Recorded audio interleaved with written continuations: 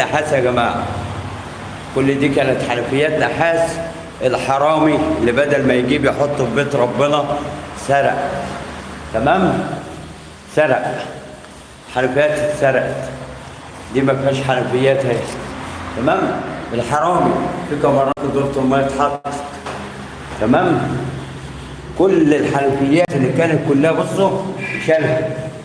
تمام؟ اهي كلها بقت بلاستيك. هي لو فك البلاستيك تفتكروا هيجيبوا له كام جنيه؟ مش هيكمل 3 4 جنيه، انما النحاس جابت مبلغ كبير معاه. فيا ريته يجي يشربنا تاني.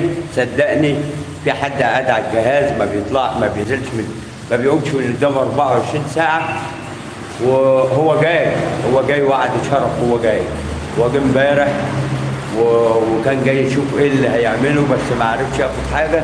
هو احتمال يجي الليله دي، عنده زياره الليله دي عندي. فيا رب يجي عشان بجد وبامانه هيتربط على الطريق السريع. تمام؟ ان شاء الله يعني. المهم السلام. اجيب حاجه اشوف حاجه اجيبها ملابها ميه. انا قلبي لك ميال. جو حر، المفروض ان انا اسقي الجوافه دي. بشوف حاجه كده املاها ميه، اي حاجه عشان الجوافه ما تموتش. انا قلبي لك ميال ولا فيش غيرك عالبال. بعدين بقى لان انا مش هلاقي حاجه ملفها ميه ولا ايه. انا قلبي لك ميال ولا فيش. ايوه اهو لقيت قلب الكوشه. عامله فيها ميه عشان الجو حر. ونسي ايه شجره الجوافه بتاعت بنتنا الغاليه حور.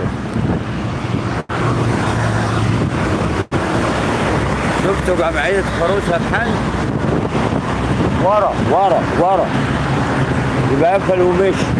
بتعلموا العصر. هو كان هنا وفرق ومشي. ما اعرفش والله. هو فرق كتير تقريبا. انا قلبي ليك ميال.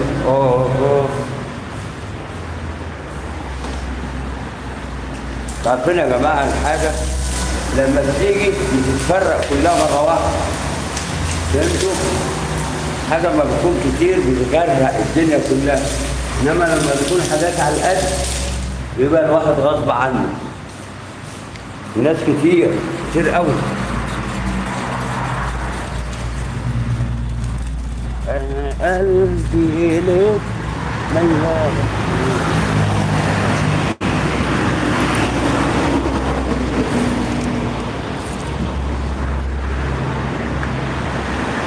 هتقعدي تسلمي ليه؟ يا حمودي عليه النعمة القعدة في الجامع يا حمودي تريح.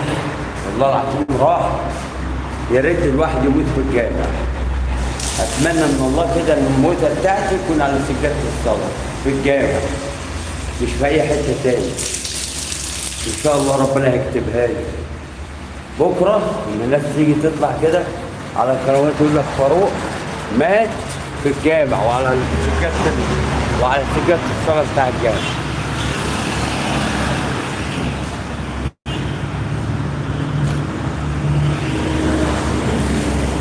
قلت له معقول الراجل كان يعرف في الموتة بتاعته؟